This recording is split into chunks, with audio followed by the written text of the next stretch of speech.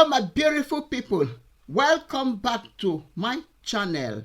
If you're seeing me for the first time, my name is Joyce Anyanwu. Today we will watch Arise TV, Arise News, where the journalist will be asking our foreign affairs minister some questions concerning these countries that are leaving ECOWAS.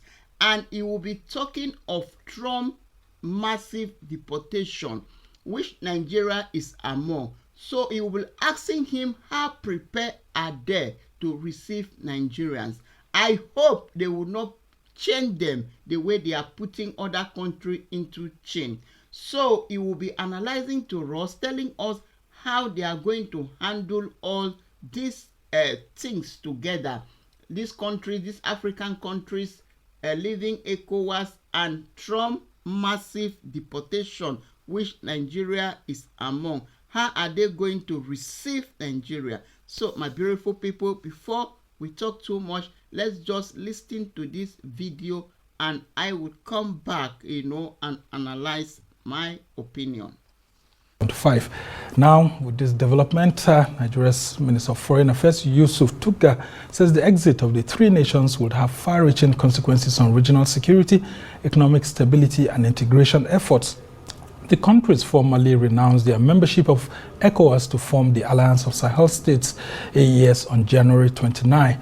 Now, disappointed with the turn of events, Tuggar explains that the withdrawal of the three countries from ECOWAS requires careful consideration and more diplomatic efforts to address underlying concerns and prevent further instability in the region.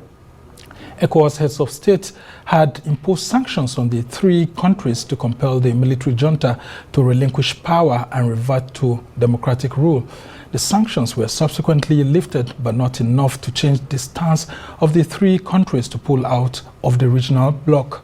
ECOWAS, however, says it has also decided to keep its doors, quote, open, and requested member nations to continue to accord the trio their membership privileges, including free movement within the region with an ECOWAS passport. Now, ECOWAS President Umar Ali Toure told reporters in Abuja that despite the split, the economic bloc remains hopeful that it will continue to collaborate with the countries in tackling some of the region's challenges, including the deadly extremist violence. Glad to have joining us right now in the studio an astute diplomat, one of Nigeria's finest, and is the Minister of Foreign Affairs, Ambassador Yusuf Tuggar. Thank you so much for joining us on the show. Thank you for having me. Yeah, so let's talk about what's now next. I mean, we had all been hoping that before January 29, there could be some sort of backroom channels that will prevail on these three countries from exiting ECOWAS finally. But they've just gone ahead to do that, and they're trying to strengthen AES. And a lot of people are wondering why ECOWAS went ahead to take that decision for their citizens to continue to enjoy privileges within the economic community when they are no longer members of ECOWAS. Because ECOWAS is acting as a very responsible organization. We know the effects of restricting movement in our region, because the Sahel is a semi-arid region. We've got the Sahara also within the region.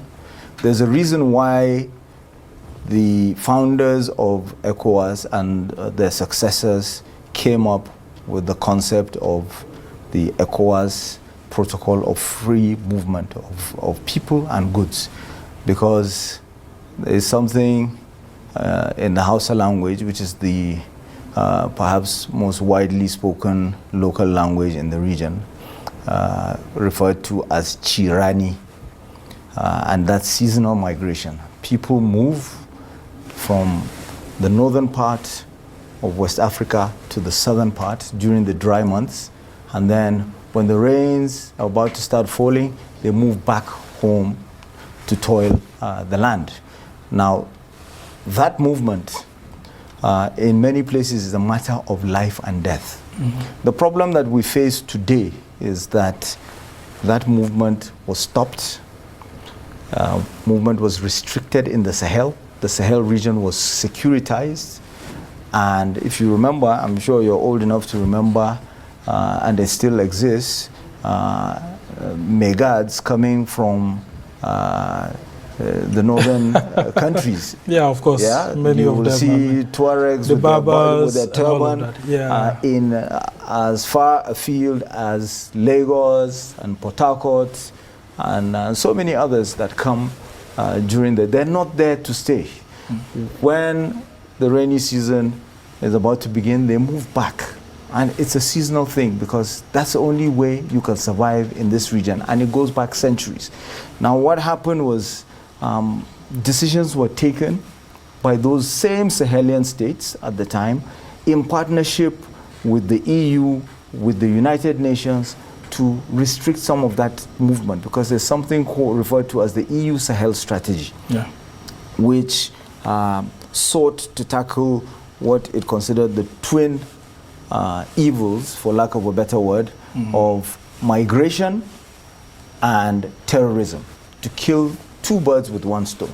And that is how Niger ended up with the what is referred to as Law 2015 36, which restricted movement, not only restricted movement, but criminalized any activity related to aiding what is deemed to be irregular migration. So if your vehicle is used in transporting migrants, if you rent out a room to migrants, you're deemed to have committed an offense. So sanctions. all of that meant that there was a lot of pressure internally.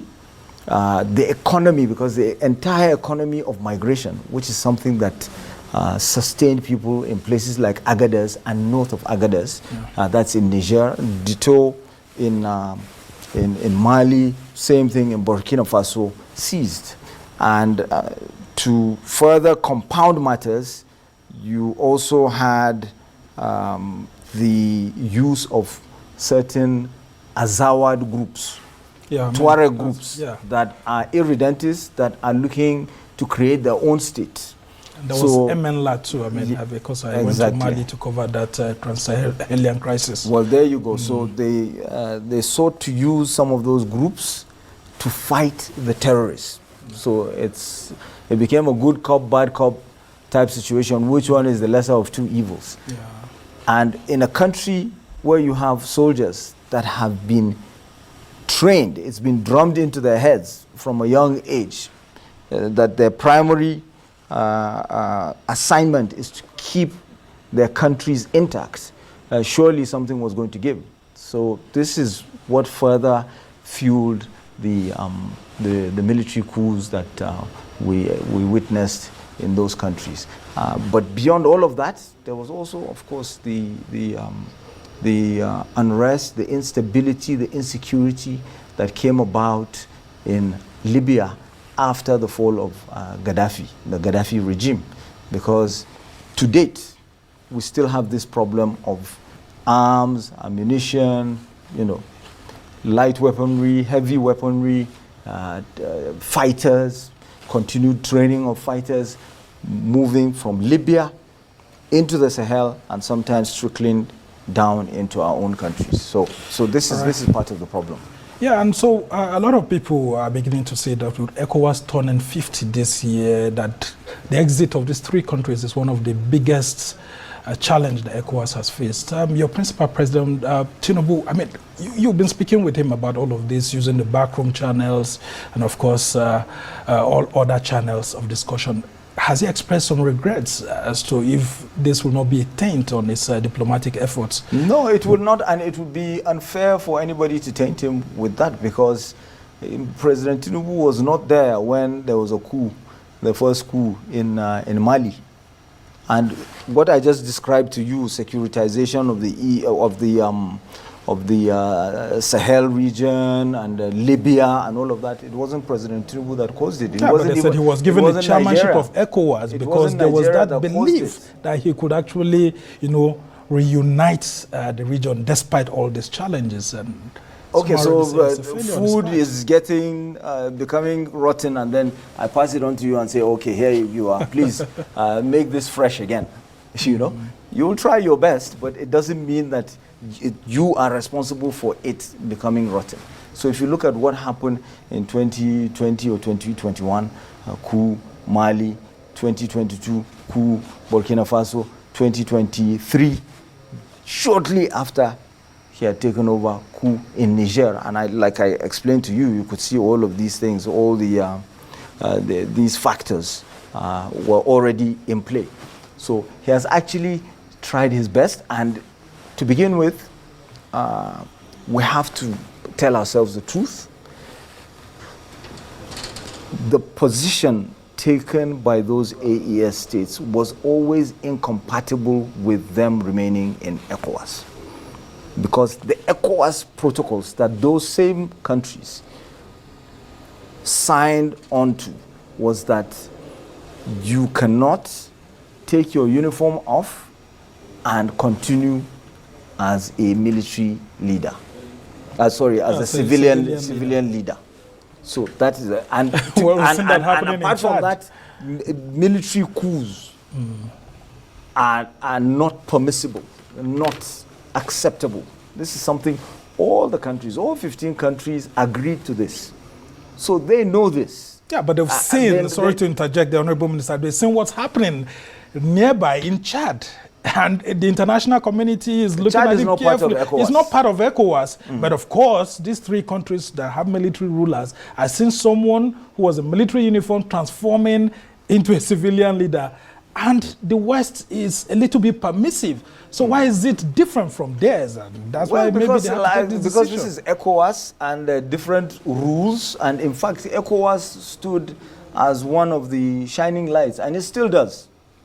By the way, the way it is being run, the way it is even funded. We've got a mechanism for generating funding for ECOWAS, so it stood as an example to others. So, but they also need a justification to continue in power. And they also need a justification for why things are not going well in their countries. So it is easy for you to just look at a Nigeria and blame Nigeria, or blame sanctions, or blame, come up with these spurious allegations about France intervening through countries like Nigeria, which is totally ludicrous. Anybody that knows Nigeria, that understands the way Nigeria works, knows that, that is impossible. It's impossible for something like that to happen. But we cannot continue to remain on the defensive and to be responding to such spurious allegations. And Nigerians also have to realize that this is inimical to the interests of Nigeria.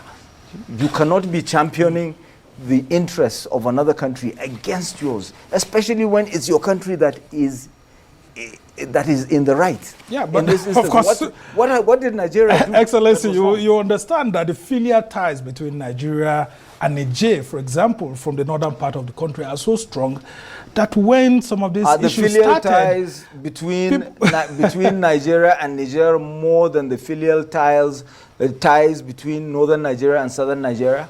They're not. First and foremost, yes, we want peace in our country. We want to live in harmony, in peaceful coexistence with the citizens of Nigeria. That should be the primary focus. So a situation where you are cheerleading a government that is operating without a constitution against your own government that is operating with a constitution, which is what even gives you the right to criticize. It protects your right as an individual to criticize your country, to criticize your leaders, to criticize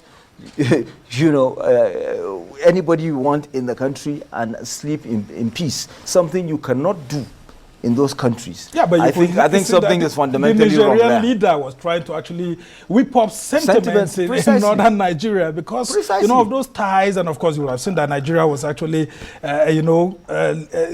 ensuring that there was economic diplomacy between us and Niger. We, you know, gave a contract for building rail lines up to there. So there's something that ties us, and maybe he felt that if he speaks ill of President Tinubu being a southerner, that maybe it may whip up some sentiments. And that was a very dangerous. Have you been able to counter that effectively? We have been doing that. We've been doing that effectively. We have explained as best we can the true situation. We are not the ones responsible for a military coup in any of those countries. Nigeria had no role in that. We're not responsible for the conditions precedent that brought about the current situation they find themselves in. When they succeeded in peace building, where a lot of nations that are far wealthier than us, far more powerful than us, have not done so. Yeah. So let's talk about the issues of Lakurawa, because a lot of people are afraid that with this exit of these countries, the issues of Sahelian security superstructure will be divided. Will the MNJTF still be functioning very well? How do we tackle this new sect with which the Nigerian leader was trying to whip up sentiments that we have something to do with it and all of that? And should Nigerians actually trust our government more when it comes to the assurances that we'll be receiving from the federal government that the Lakurawa will soon be out, will soon be taken out? Certainly, but again, just like I explained earlier, Lakurawa and some of the effects of what we're experiencing, particularly in the Northwest, has to do with the failings of strategies and approaches within the Sahel. And we are now bearing the brunt. For instance, this strengthening of certain Tuareg, Azawad groups that are separatists, conflicts between Tuaregs and herder communities and so forth. We're beginning to feel the effects of that through, because some of them have been displaced and they moved southwards into northwestern Nigeria, into Zamfara, into Sokoto, into Kebbi, and this is what we're contending with. So, but beyond all of that, you cannot simply say, let us solve our security problems by appeasing the AES, or even if you do work with them on the security issues, the security superstructure you mentioned, it goes beyond the Sahel, it goes beyond the AES, until and unless we're able to eventually resolve the situation in Libya. You will continue to have this problem, because it's like solving a problem in front of your house and then the back door, there's still a problem. They will continue. Yeah, but how about the multinational joint task force? Will it still be operational? The MNJTF is different from, in the light of and the MNJTF is not an ECOWAS structure, because don't forget that Cameroon and Chad are not, they don't belong to ECOWAS. So yes, Republic of Benin belongs to it, which is good. But apart from the MNJTF also, the ECOWAS has created a 1,650 strong brigade, which is supposed to be increased to a 3,000 standby force, specifically for fighting terrorism. This is something that we're going to see getting into action. And you have several initiatives within the region to strengthen the fight against terrorism. This is why also Niger, Burkina Faso, Mali were being offered $1 million, even at the height of the bellicosity towards the ECOWAS countries. We were still offering assistance to fight against terrorism, still offering assistance to fight, to support efforts towards tackling the effects of natural disasters such as flooding. They were given $500,000 each. Yeah. Well, just before we go on this short break, I want you to talk to me about the counter strategy that these three countries are also pushing back with. They are trying to woo Togo, which coincidentally is supposed to be part of those dialoguing with them, so that they will have access to the sea, because these three countries, Mali, Burkina Faso, and Niger, are landlocked. And Togo says it is considering such an offer. If Togo does leave ECOWAS, I mean, wouldn't it be all? Well, you see, sometimes the factors that bind us together are far much stronger, and you have to bear in mind that countries operate in an anarchical international system. So national interest comes first. A situation where Togo leaves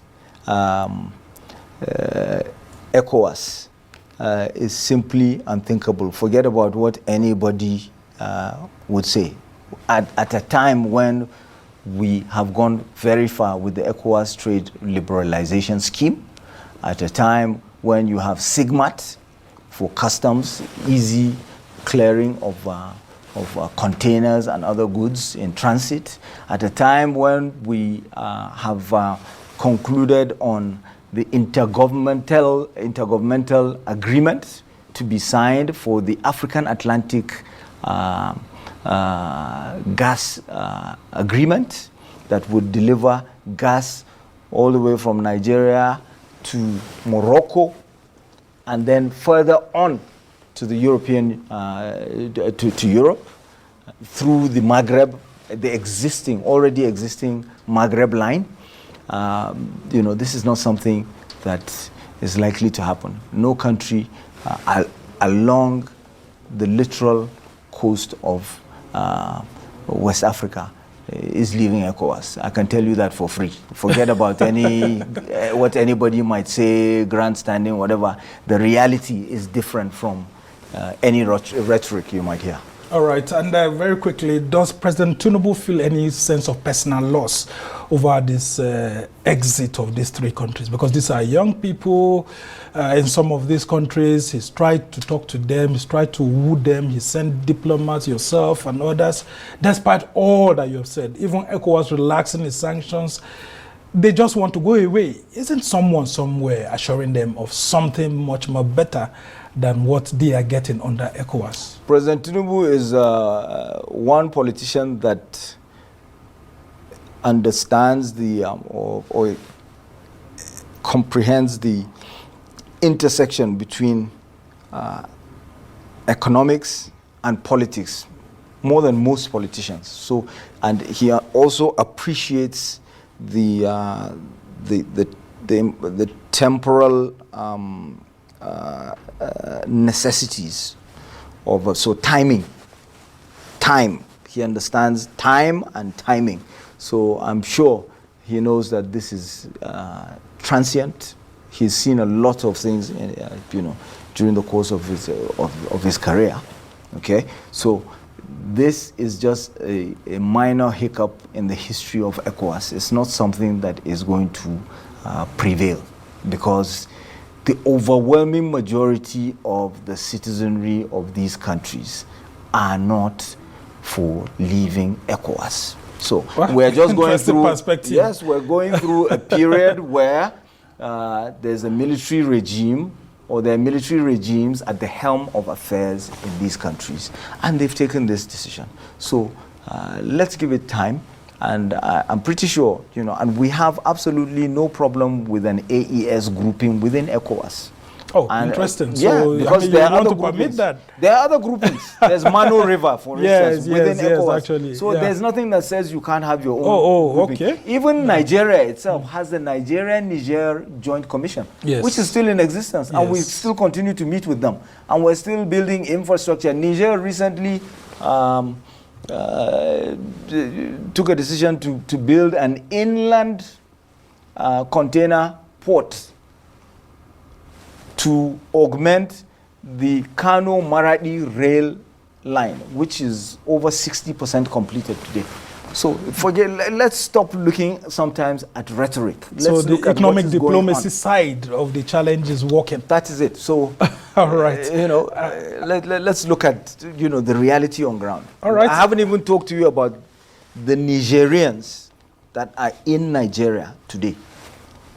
All right, and I know that many of them usually buy food and all of that more from Nigeria, and it's a big challenge for citizens within these countries. But we'll just go on a short break, Honorable Minister, and when we come back, we'll go this time around internal and hear what some of your political traducers are saying, that actually that you should bear the brunt for some of these shortfalls in the diplomacy challenges that we've faced. And one of that huge critic of yours is Bauchi Governor Bala Mohammed. So I'll just ask you to hold on while we go on a short break, and when we come back, we'll be discussing more still with Nambo. Now, also in the week, the Minister of Foreign Affairs, Yusuf Maitama Tuga, and the Governor of Bauchi State, Bala Mohammed, disagreed over the state of affairs in their as mobility cards for the disabled. The pictures are there, the video footage is there. The MOUs that he signed are there for the record, okay? I then also organized for an NGO called Water is Right. And he doesn't know that NGO from Adam. I organized it because the owner of the NGO happens to be someone that I went to school with, a German. And I organized for them to come and fix toilets in all the local governments, in their hospitals, state-owned hospitals. He knows that. So if it was about governorship, then I wouldn't have been doing that. I wouldn't want him to look good. And you have hit back. You have hit back at him. But now the situation arises where I see him deliberately trying to mislead people and trying to foment, to sow seeds of discord in Nigeria because of his personal ambition, because he thinks that he has no other way to continue hiding behind immunity than to contest for president, because his term will soon end. He ran for governor primarily to get the cover of immunity, because if you remember, after he finished all the land grabbing here in the FCT, he ended up in EFCC. And then he had to start pushing to become governor to have that immunity. What did he do when he went to Bauchi State? He took that same template that he was using, because he's been a civil servant and subsequently managed to go into the Senate. Okay, so all he knows is to rely on government, to use his proboscis to continue to lap up whatever he can from government. Well, that's all he knows. If you take him out of government, he does not know how to subsist on his own. He has never worked before. Well, he actually says you are an absentee politician, that you don't know so much that's going on in Bauchi State. And so that's why you can't see all his achievements. I am a grassroots politician. When I went into politics, I was well over 40 when I went into politics. I was successful in the private sector on my own, okay? I'd never worked a day in government before I went into politics. And when I went into politics, I ended up contesting for a seat and went to the House of Representatives. He knows that. And when I went to contest for the House of Representatives, I returned to my constituency, which is not an urban constituency. It's a rural constituency. And to date, the member of the House of Representatives from that constituency is somebody that is my political associate. State House of Assembly from that constituency is someone that is my associate. And both are APC, because APC won that constituency. So he that is the, what is it? He calls me an absentee. He that is the ever-present politician. Tell me how he couldn't defeat me in my own constituency. How? Well, the tendency to think that maybe you're a threat to his potential party candidate. The fact that sometimes I speak air-conditioned English does not mean that I am not a local politician or that I don't know what is happening locally. Yeah, but he says, I mean, you tried to be governor previously and you didn't succeed. And so he feels he's on ground more than you, and that you don't seem to be seeing his successes just because he criticized President Tinubu's tax reforms. I contested against his political godfather at the time, Isa Iguda. As an incumbent, I had the guts, I had the stomach to take on Isa Iguda at the time when all of them was scurrying and running and hiding. Because he was a senator at the time, but he was too scared to take on Isa Iguda, his boss. He was special assistant to Isa Iguda. But I came because I had that independence of mind, okay, and subsistence to be able to take on Isa Iguda. And at that time, he was busy trying to hide behind me so that he would have some cover from General Muhammadu Buhari at the time, retired, before he had become president. So he knows. So he cannot forget about. He's accusing you of mismanaging the ECOWAS debacle, saying that you could have done better. I have said it before. Under you, a lot of things have gone wrong. I have said it before. I was not there. President Tinubu was not there when there was a coup in Burkina Faso in 2020, 2021. I was not, sorry, Mali. I was not there. I was not minister, okay? President Tinubu was not president when there was a coup in Burkina Faso, 2022. I was not minister when there was a coup in Niger. So how can you come and now tell me that I am responsible for ECOWAS, for those countries leaving ECOWAS? Nobody will believe you. You see, this thing is simple and straightforward. If he's so fascinated by diplomacy and he's very interested in the field, he can come and take lessons. He can come anytime he's in and you're Abuja. Willing to offer him I some? would be more than willing to spare 30 minutes, 1 hour, give him some tutorials, then he will understand. But it's not his forte. He should please concentrate on Bauchi. Now he has a chance to continue his land grabbing there. He can continue maybe doing that. But he has to know that this is not something that is sustainable. No, they're not. Yeah, but do you have a problem with Bala Mohammed criticizing President Tinubu's tax reform policies in such a way that will be beneficial? Because he's saying that these bills will kick against the interests of the North. My problem with him, and that the North will pay back. The North won't forget in 2027. My problem with him is not criticizing President Tinubu. My problem with him is the manner in which he's criticizing President Tinubu. His insincerity. He lacks that sincerity of purpose. He's still simply doing it, okay, to whip up sectional sentiments and create division in Nigeria, to create some kind of north-south dichotomy that he thinks he can take advantage of so that he will continue to enjoy immunity from prosecution. Isn't it Should all he fair be able politics to run for president? And no, it's not fair. It's not fair. Yeah, we have to did go you back listen, to basics. Honorable Minister, did you listen to the talks by opposition political leaders in the last week, like Atiku Abubakar, even Nasu El-Rufai, who's in the APC, and all of that? They are saying that the APC-led federal government is not making the conditions Were right they not all in government? Did they not just leave government? Why is it that some people think in a nation of 220 million people that they have some sort of right to perpetuate themselves in government, that they must always be in government? This is our problem. Well, and this is why you always have this. The moment they find themselves out of government, they start grouping together to find a way to come back into government. And sometimes you will see that some of those people, the moment a slight door is opened, left ajar, and they're invited to come and take one position or the other, they come running. So this insincerity has to stop. Well, this is some of the policies being put in place by your principal, President Tinubu, seems to be anti-North, and that is a groundswell of, anti-Tinubu sentiments ongoing in the North now, and he may not survive 2027. How do you reply these critics? It is a dangerous narrative that they are creating. There is no iota of truth in that.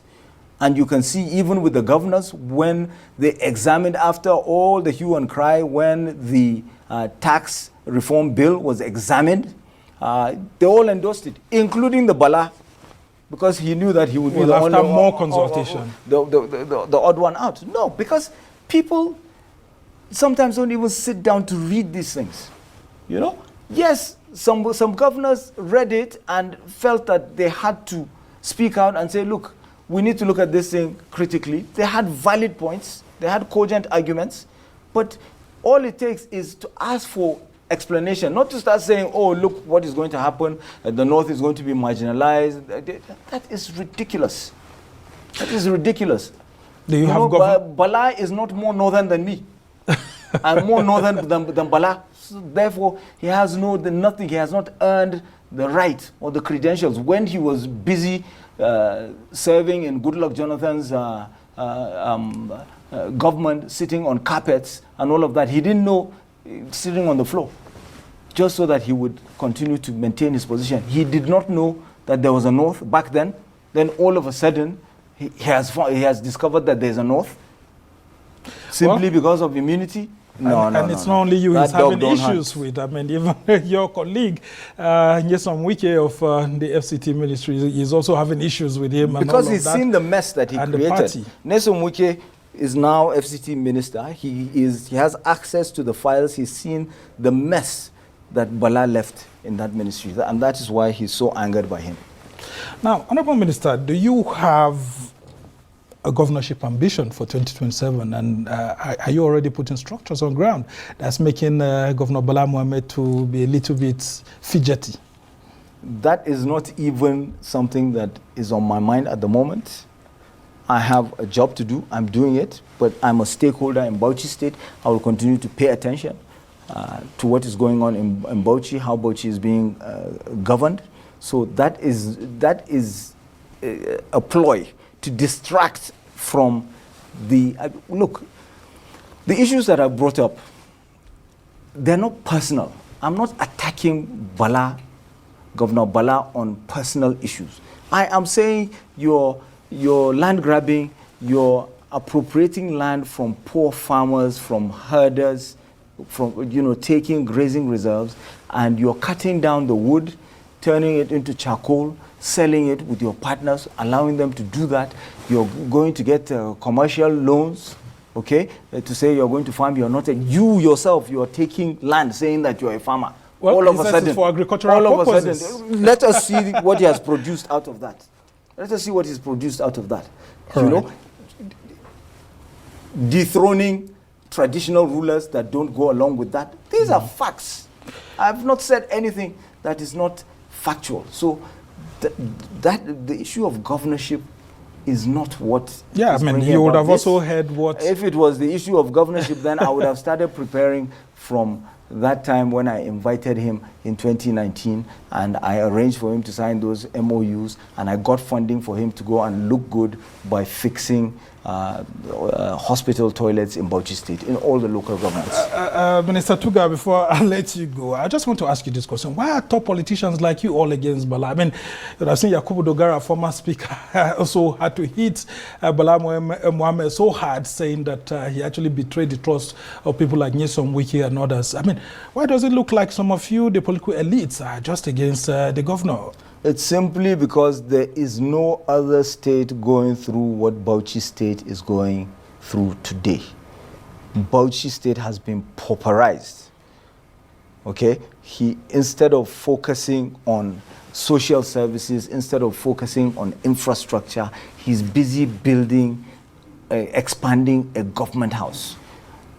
And with variations. It started at 6.6 billion, taking it to 9 point something, taking it to, I think it's about 16.6 billion. He says and it's then one of the best government houses in Nigeria. Is that our priority? Is our priority education for out-of-school children, healthcare for the poor, farmers, giving them inputs so that they would be able to farm? Is that not what should be priority? Is it government house? Who asked him to go and build a new government house for us? What is wrong with the one he has now? And where did he get the money all of a sudden to build another mansion in Bauchi while the construction of a government house is going? So this is what is angering people like us, and that is why we're speaking out. And don't forget, to start off, Bauchi State is an agrarian state. It's an it's full of agrarian communities, and you're putting those people further into hardship, diverting rivers, creating flooding, creating disasters that are not natural. All right, I won't let you go, Honorable Minister, without asking two critical questions, away from Bauchi State. Now, the first has to do with why President Tinubu hasn't put in place a mechanism for the quick announcement of new ambassadors. Embassies, consulates, and all of that seem to be suffering. People are saying that, look, it's getting too much. I know some of you said that former President Buhari also did same. But for how long can we continue without substantive ambassadors? And then, secondly, what do you think of Trump's deportation policies? And of course, what measures are you putting in place to safeguard the interests of Nigerians who may be affected and sent back home? So with the ambassadors, that's above my pay grade. That is a decision that is in the exclusive purview of Mr. President. And it's not for me to decide for him. And remember I said to you that, in my opinion, in terms of timing, temporal considerations, and understanding the intersection between economics and politics, I think he's one of the brighter minds when it comes to that in Nigeria. So he knows best why he's delaying it, and maybe you guys should organize an interview, and then you can, put that question to him. But it does not mean that our missions are not functioning. It doesn't mean that we don't have diplomats out there. We do, okay? We continue to work. Initially, I know that the consideration was funding, because he came and met the country in a huge deficit, some 7 billion or so. Now, we've gone into what, reserves 40 or something like that. So you have to do this. When you post out ambassadors, first of all, you can't send them out without something to work with. Tickets alone for them, their families, okay, their wives, their kids, all of that has to be taken care of. Some places that don't have vehicles, you have to equip and all of that. So the outlay is quite substantial. All right. But I'm not making excuses for him. He knows best. He says he's not ready for that yet, and I'm going by what the president says. But I know that our missions are functioning, and we'll continue to do our best. So I urge you to seek for an interview with him, and we'll surely do. You can ask that question. Yeah. Then on Trump's policies vis-a-vis migration and deportations, even yesterday I spoke to Chargé d'Affaires in Washington, D.C., and he says he is in constant touch with the U.S. government, and they know exactly the number of those that are being held. It's not like the figures that other countries have to deal with, thankfully. So we don't know if the situation will change, but we are already making contingency plans to be able to accommodate any such eventuality. So we're on top of it. All right, we hope they don't come back to Nigeria in chains like we are seeing with other citizens of other countries. But certainly just in 30 seconds before I let you go, when former President Yaradua came, he had issues, and one of his overarching foreign policy was on citizen diplomacy. We've had others saying there's this economic diplomacy, and others, like in the 70s, Africa is the centerpiece of West Africa to the southern.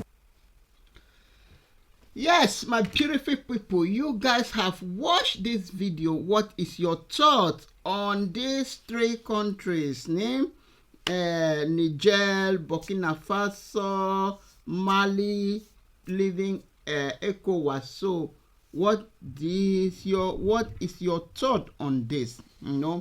So anyway, you guys know that these three countries, their president or their head of state are now militaries. Yes, there are no more civilians that will be doing anyhow, behaving anyhow. So for me, I really see the need for them to live, yes, to be on their own, because they have sit and they have looked at, before they decided to say we want to leave, we don't want to be ECOWAS, we don't want to be in ECOWAS anymore. They have sat down together, they have reasoned it, they said these people, our wall is apart. We are all apart from these people. We are no more like together. We are no more apart with them. Our wall is apart. So I don't see any problem. For me, I will even leave if I'm one of them, because now they are uniform peoples. Why these other people, they are not uniform people? They are people with shokoto and agbada, where they collabor all the money. They steal all their the country money to put in their shokoto. Why other ones, their blood is hot, they are hippie, let's go, let's move, let's do. So they are not just compatible anymore. That is what I say in this thing. So it's better for them. They have the way they have already, according to the news, it was on the 29th of January they finally left ECOWAS. So it's good for them. Let them just go do their things, because you see, other African countries that are in this ECOWAS, they are just too corrupt. They are just too corrupt. If they can make difference, and let's see what will happen in the Africa. Let's see how. And according to what I've been hearing, they have been ruling their country very, very well, and the people of those countries are very, very happy with them. Nobody has come out to say, oh, these people, they are toxic, they are this, they are that. So I really like the way they live.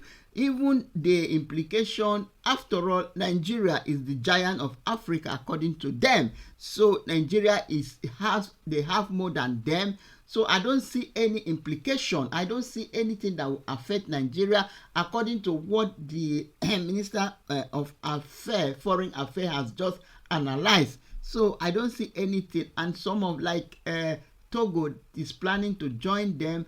So according to the Mr. Yusuf, he said, let nobody deceive anybody. Togo are not going anywhere. So for the deportation of Nigeria Nigerians in US to Nigeria, that one is what I have to say in that matter is that if you as a foreigner goes to somebody country, the first thing you have to do before anything, try to fight for resident permit. Try to find how to stay in that country. That's why I always say that you jackbarring, some people, I want to jack. The matter is not you jackbarring. The matter is for you to stay there. Yeah. The matter is for you to stay there, not just jackbarring. As you jackbar, don't just take off your head and say, oh, I want to go and pursue money, I want to do this, and forget about the stay, because anything can happen. This is a country that everybody knows. Me, I don't even know. I was even discussing with my husband that for the first time hearing that US are deported. So my husband was even telling me that yes, so they used to deport, but it's not like pronounced. It's not people. A lot of illegal people are in US. If you go US, almost half of US, they don't have papers, they don't have documents to stay in that country, but they are doing their things, they are working. This is the only country I see that you don't even have resident permit, you don't even have working permit, but they are working illegally. They are paying them, they are making their money. People have been in US for 1 million years, they have not come back home because what? They don't have paper and they don't care. They have been making their money there. So for this deportation, it will really teach a lot of us lessons, that when you go to a country, the first thing you have to do is for you to find document, how to stay, resident permit, green card, to be a citizen of that country.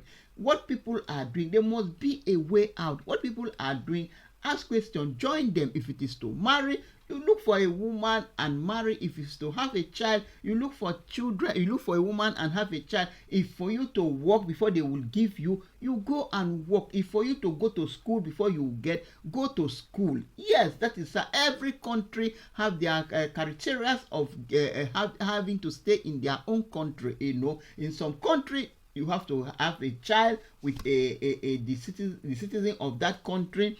some country you have to marry, some country you have to work, some country you have to integrate into that system, some country you have to go to school. So they have their own different laws that keep the immigrants in that country. So for me, anyway, such is life. But thank God for the ministers of foreign affairs. He said they are open, their hands are open to receive Nigerians that will come back, that he has been talking with them, that when they come back, they will receive them. Their hands are open to receive them because they are still their citizens. Anyway, my beautiful people, you have watched this video. What did you think about everything? The 4 countries leaving ECOWAS, what did you think? Trump setting to deport Nigerians, and Nigeria are happy, are grateful, are happy to receive them. What do you guys think about that? Thank you very much. If I thought that maybe Nigerian leaders are building our country, giving us the best thing we need, the way what we always, the benefit we have in abroad, in the benefit we have in this advanced country, if we have it in our country, nobody will want to leave his country, because we know the suffer we have been passing through in this country, the humiliation, the racism, all kind of things we have been passing. But because our country, when you remember the country you are from, you will say, instead of me to go and suffer all those things, let me just stay here. So far I'm getting what I came here for. Let's just forget about the humiliation and the rest. So anyway, my beautiful people, thank you very much. If you have watched to this time, please subscribe to this channel, like, share if it is possible, and I will see you guys in my next one. Bye for now.